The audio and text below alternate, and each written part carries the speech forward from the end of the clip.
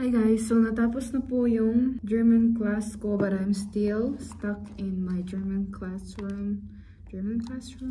By the way, na-late po ako today because I woke up late. So ayusin ko po muna yung hair ko. Then I'm gonna study a little bit because our exam is almost there na po.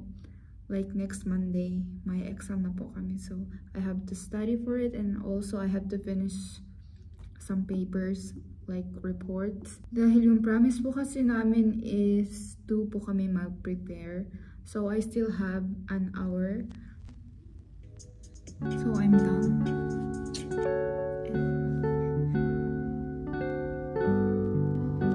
Dito po lahat yung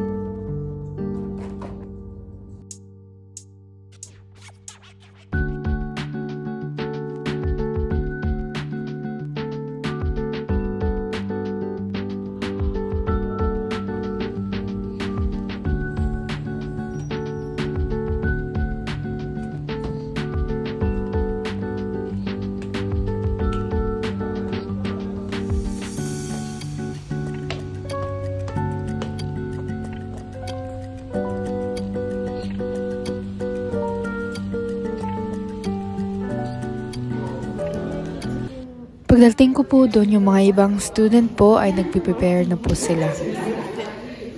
At ganito po yung booth naming tignan. Each country po talaga, nagprepare po sila ng mga pagkain na famous sa country nila.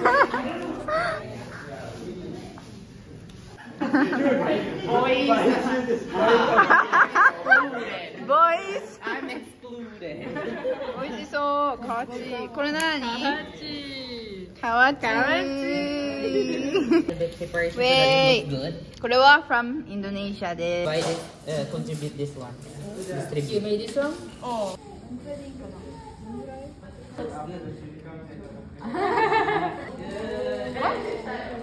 No.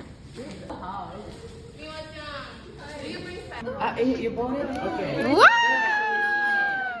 Steaky is cutting the kuchinta. Papunta po kami sa convenience store dahil we just realized na wala po kaming ice at kulang po kami sa mga drinks.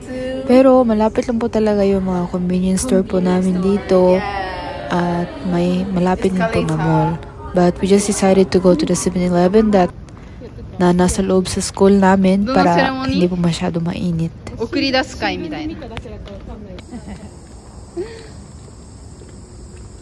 Hindi lang po mga pagkain, pero yung ibang student po sa galing ng ibang country, nag-prepare din po sila ng mga performance po nila. Like dancing and singing. So I'm gonna show you guys a little bit of how it's looked like now. And this is the Japanese food. And of course, Philippines. The Philippines. And this is Russia and Indonesia. And the United States. I got my ID. It proves na ako po yung one of the staff here. Para kung may question po sila, pupunta po sila. And this looks like so amazing. And it was really tasty good. At malapit na po kami matapos. At nandito na din po yung mga ibang members. Then finally, nag-start na po yung event. So, unti-unti po, pupunta po yung mga tao, then ganito po sila.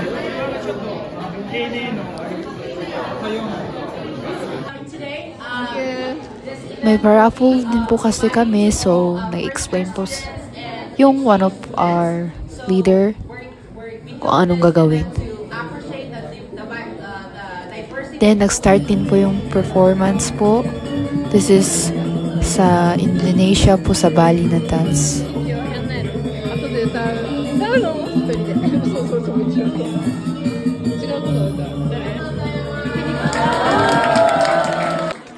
And I'm so glad because I was able to share my culture to other people.